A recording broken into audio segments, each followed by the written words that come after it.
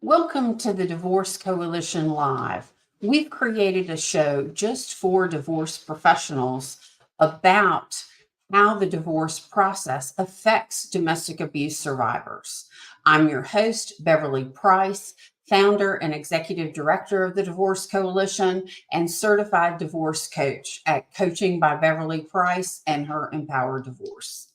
Many victims of domestic abuse report re-traumatization by the courts and divorce professionals in the divorce process. We have created an organization to change that. The Divorce Coalition is a nonprofit organization dedicated to increasing education and awareness of all divorce professionals and to create process change for a more supportive and less traumatic divorce experience. Excuse me. We have united top podcast hosts and divorce professionals to create systematic change in divorce for these victims. We also are very adamant about using the words domestic abuse rather than domestic violence because there are so many forms of abuse and because many of the non-visible forms of abuse can have very, very lasting impact. So with expert guests, practical advice, and enlightening conversations, you'll find that knowledge is power in creating change in the world of domestic abuse. So without further ado, let's get started. So in today's world of divorce, 23.5% of those getting divorced, particularly women, have cited that domestic abuse is a cause. So that is a huge amount of divorces driven by domestic abuse. And many of them, the majority of those, are reported physical abuse. So that number is actually grossly understated because of all the forms of abuse that aren't physically visible. Today, I'm going to talk to you about bias in the divorce process and bias in the domestic abuse process. But before we get started, I'd like to share a little bit about my background so you can get a feel for my interest and passion in this topic. I'm a certified divorce and empowerment coach as well as a life coach, and I have created the Divorce Coalition. I dedicate myself to providing education and insight, guiding women through this divorce process, particularly those with domestic abuse. I emphasize self-awareness, conflict resolution, communication skills, organization, and clarity. But most important, relating to the Divorce Coalition, is that I am a survivor of abuse. I'm a survivor of multiple relationships with abuse, both physical, verbal, mental, financial, and legal. And that's a very important point to know because I relate personally to this situation. So as we talk about bias, there's a couple things that I think we need to keep in mind. That first of all, everyone has biases. We can't help it. There are natural things both in our makeup and society that have created those biases. The important thing is awareness of those biases so we can look at change. If you are open to examining your biases and acknowledging that you have some, then this is a great opportunity for you to learn to consider change. If you are not aware of your biases or refuse to think that you have any, this could also perhaps open your eyes a bit to what is possible. So first of all, what I would like to share is a little bit about the domestic abuse experience. All of us have heard about prisoners of war. All of us probably have heard of the story of John McCain about how long he was kept as a prisoner of war, how he was treated, abused, how the mental and emotional impact affected him and the people around him. Well, if you imagine for a moment, let's say a prisoner of war was kept for 10 years. Now, imagine a woman who was in an actual divorce situation with intense abuse. And this can also apply to men, I might add, not just women. That every day that you are presented with abusive behavior, it can be in many forms. Many of my clients, for example, deal with verbal, mental, emotional abuse. And when that happens over a period of time, it changes the psyche of the person. Just like with prisoners of war, as they are tortured and abused and talked to in ways that can change their psyche, it can happen. So it's important to note, first of all, abuse is not just he hit me or he choked me. It's many more forms of that. And so as we move through this process, one bias can actually be the lack of understanding in domestic abuse, with thoughts like, why didn't she just leave? Oh, she's too weak. Those types of things. She must like it to stay there, or she's making just poor decisions to stay. It's important to note that with this psychic change that happens, that things like leaving, things like defying the abuser are not necessarily flip the light switch, snap your fingers types of things. They can be literally the need to reinvent your type of thinking. So let's jump to, what are all these forms of biases besides just biases of domestic abuse? I would also like to add just a little bit about the point of, why didn't she just leave? You need to know this: 70% of women in abusive situations that leave their abusers are murdered. And that is a very shocking statistic. So you need to keep in mind that one bias we have is, why didn't they just leave? There's a huge fear component built in, and a very valid fear component.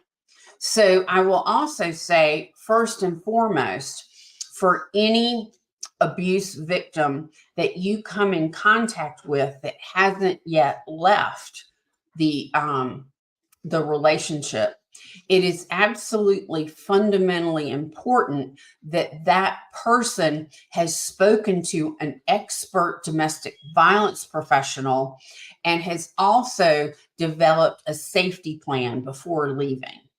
And this is a very key point to her survival.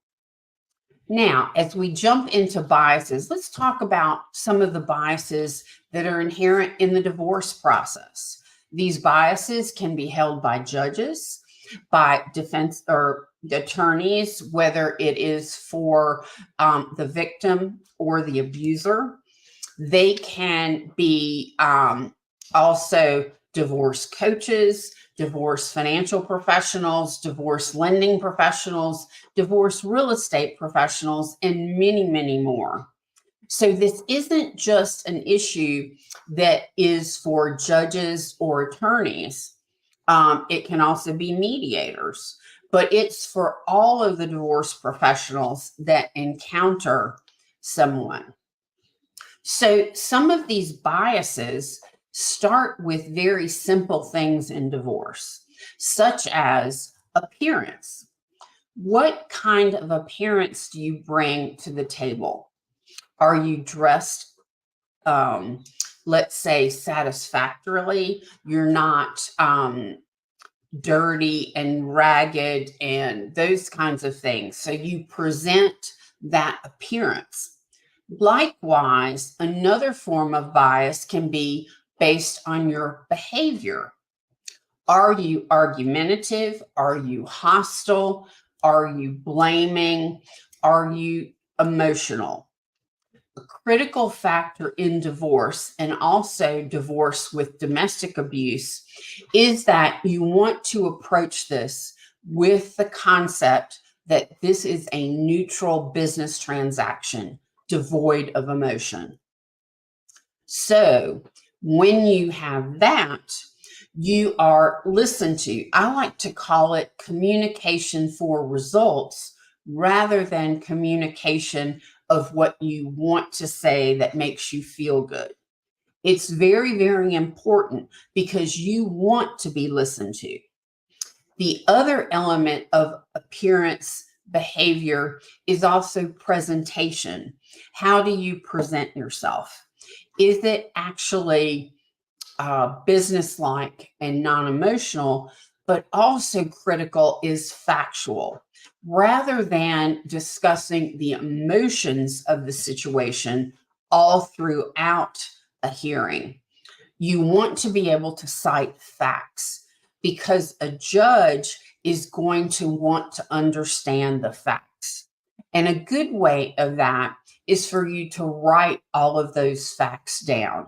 And the first pass at writing might be extremely emotional, and then you want to remove them. So those three things, the bias of appearance, the bias of presentation, the bias of behavior, are forms of bias in divorce and bias in divorce with domestic abuse. So that kind of kicks off the process.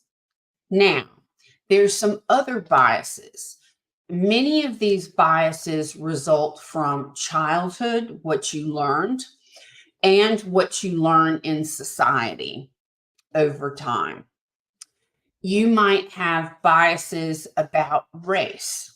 Now, in the form of domestic abuse, it is true that minorities have a higher degree of domestic abuse than non-minorities or white individuals.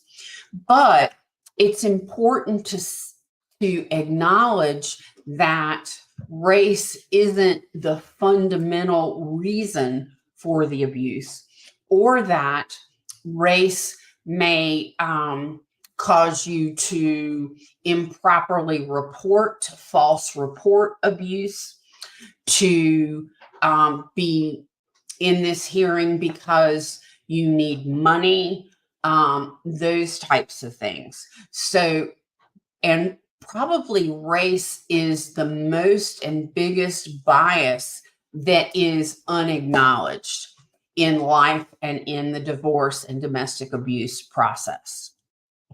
The other thing to note is that domestic abuse happens across race, across economics, across education, across gender, across physical appearance, across behavior, and across disabilities versus abilities. So if we start with that concept, that domestic abuse isn't just one segment, or one segment is faking, if you will, charges, and start with a level playing field, you will make major leaps in dealing with your biases.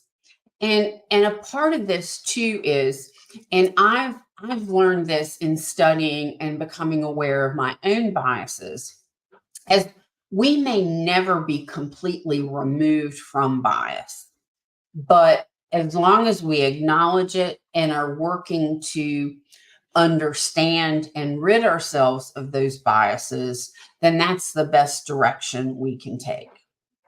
Another form of bias, particularly in divorce with domestic abuse, is economics. In many cases, people may judge a victim based on their economics, in terms of thinking that somebody might be pursuing domestic abuse charges so they can get larger settlements. This is, a very detrimental form of bias that abuse happens regardless of education levels. And here's where, or excuse me, economic levels. Here's where a lot of people fall short in their understanding. There are people that are abused that are low income individuals, but there are also heads of companies, heads of their own businesses that are much more well off than someone who is low income. I myself, being a victim, many people are shocked to learn that I was a victim. Many people think, oh, that can't happen to her because she's educated or because she has a high income, because she has a nice house or a nice car, those kinds of things. So it can happen across. I knew a woman who was severely beaten and mentally abused by an executive from Exxon. So that's kind of an element. One of the difficulties in understanding abuse is that abuse is all about power and control. An abuser is going to also want that individual to isolate. And an element of that is controlling their finances. So they may dole out only a small allowance each week and cut them off from all economic information. Another element of bias in domestic abuse that I just mentioned was education. You know, I have a master's degree, so I shouldn't be a victim. Somebody that has a PhD shouldn't be a victim. Somebody that has their MBA shouldn't be a victim. And someone that has less than a high school education, it should be a victim or is commonly a victim. Or because of their lack of education, they don't understand the domestic abuse process. Another form of domestic abuse is gender. Gender can be a biggie in this situation, and it really applies to men. Men suffer more embarrassment, more shunning, and are less likely to report abuse than women. Why? Because men, we think generationally, should be the strong ones, should be the superior, should be the one leading the family. So to admit that your wife is abusing you in a divorce process is, it goes against most men's behavior and how they were raised. So it's important to note that men really struggle in the abuse process. Another form of abuse is physical appearance. And I mentioned this a little bit earlier, and this affects divorce, domestic abuse, and divorce with domestic abuse. If you come in looking all disheveled, looking like you're shaking, looking like you don't have all your wits about you, then physical appearance can have a big element in that. Likewise, if you come in dressed very sexually, then that can also generate bias in the court and among professionals. So you want to pay attention to your physical appearance, listen to the professionals about how to appear, how to dress, and how to conduct yourself. Very, very important, because think about it. How many of us, when we see someone, make a quick snap judgment based on their appearance, based on their race, based on their gender? Snap judgments. And once a judgment is made, it's much harder to undo that judgment than it is to not create that judgment in the first place. Now, if you're the victim, you might come at this from the standpoint of, I should be able to dress however. This is how I dress normally. It shouldn't matter, and I don't care what anybody else thinks.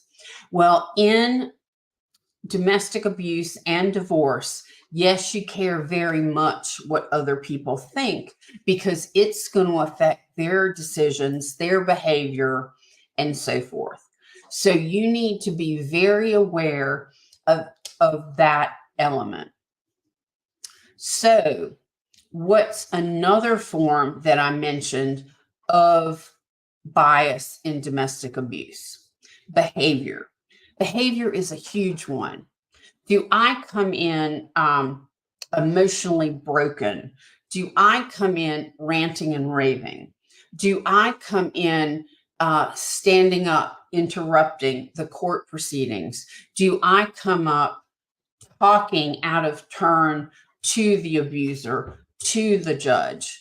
Do I make negative comments about judge, legal professionals, or the abuser? Remember, we want to treat this like a neutral business event.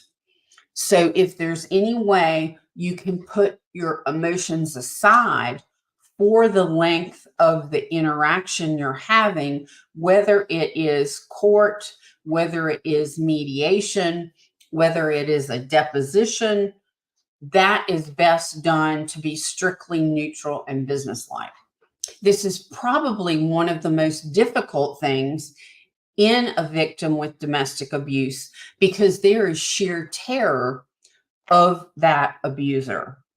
So to get from the point of sheer terror and mentally having your psyche changed to be able to be devoid of emotion, to be able to look and deal with that abuser can be an absolute huge step.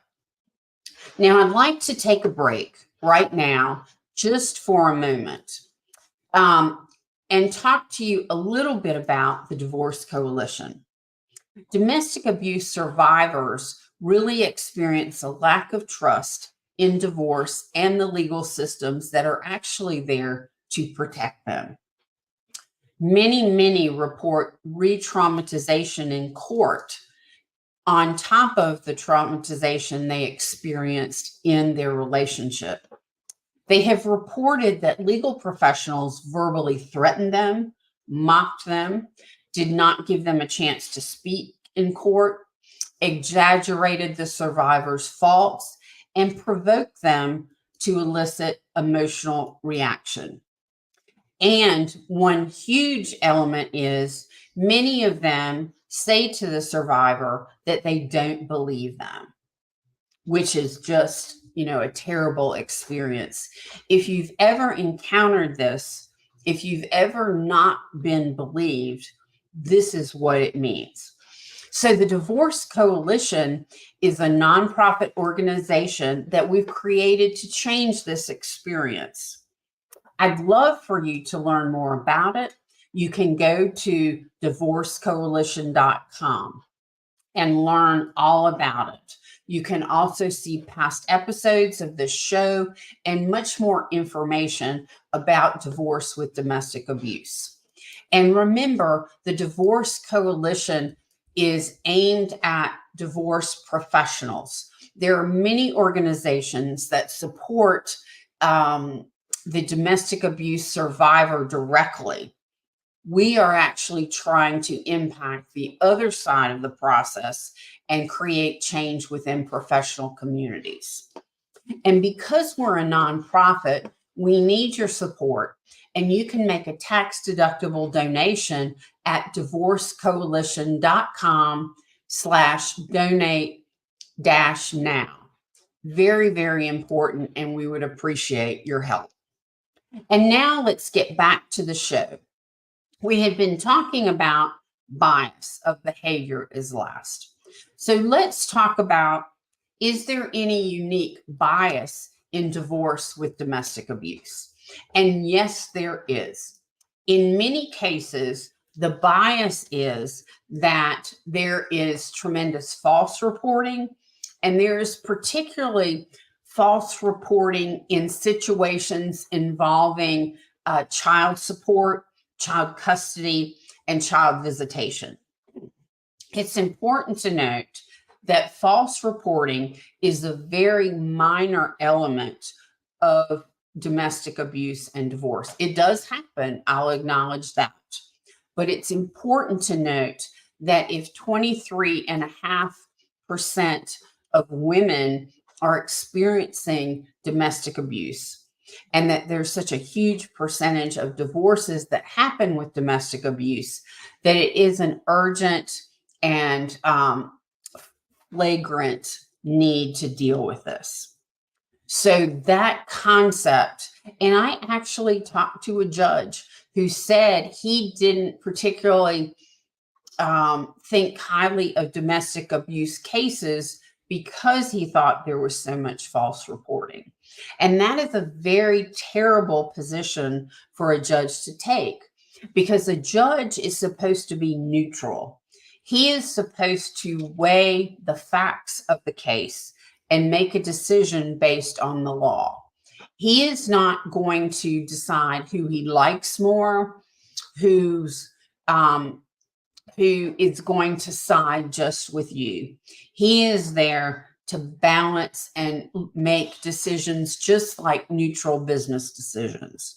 So that's very important.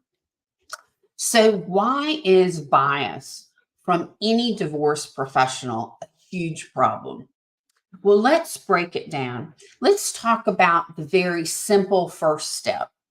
Let's say a woman comes to you, and let's say you're a divorce professional. Let's say you're a divorce attorney, and she starts to talk about her situation. You need to understand that, number one, she has been mentally groomed by that abuser. She has been emotionally beaten down, and she has been filled with fear.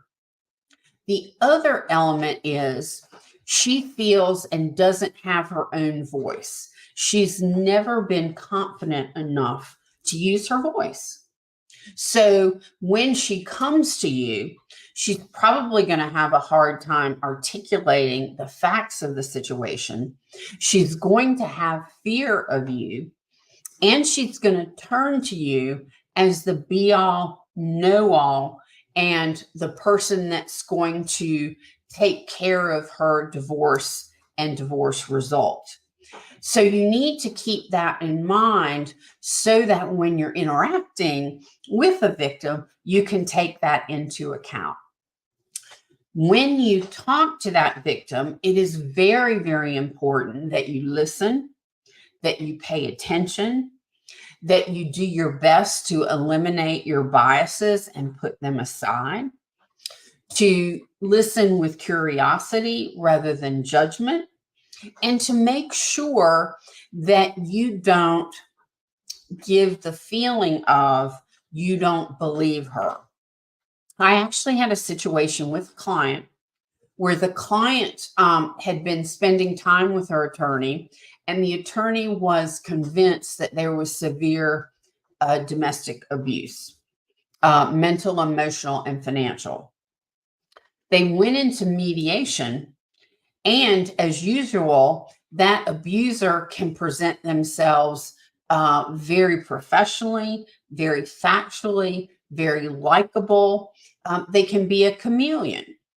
And the attorney said to my client, "Are you sure you didn't make this up? He looks so honest." Well, that is terribly destructive. You need to keep in mind, and that's actually another form of bias, is bias about the abuser. Remember that abusers are chameleons. They can change how they look, they can change how they talk, they can choose how they interact.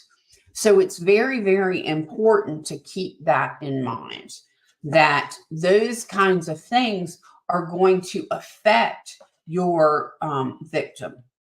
The second element can be, and normally what an attorney or a mediator is going to want to know is information. It can be very detailed financial information. It can be historic information.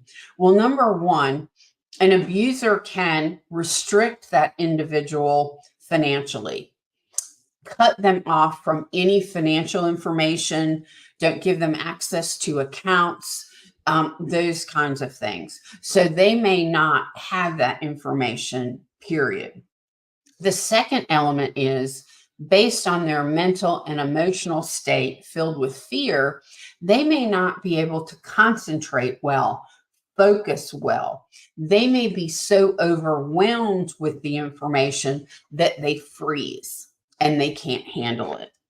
That's why having other support people working with the your client is so critical, whether it's a coach, a therapist, a financial professional. But all of these things about bias don't just apply to an attorney, don't just apply to a judge, don't just apply to a mediator. Think about it this way. Let's say you are working with, you need to sell the family home, and you are working with a realtor.